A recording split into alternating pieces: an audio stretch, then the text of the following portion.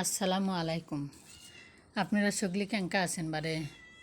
সকালবেলা চিন্তা করা লাগে কি খাই কি রান্ধি কি খাই আমাকে বেটি সেল করে এটাই চিন্তা মাথার মধ্যে থাকে। সকালে কি রান্ধিমো, রাতে কি রান্ধিমো, দুপুরে কি রান্ধিমো। তো যাই হোক, চিন্তা ভাবনা করার দরকার নেই। ডালার মধ্যে যাই দেখি কয়টা পটল আছে, গাছত তো বাগুন আছেই।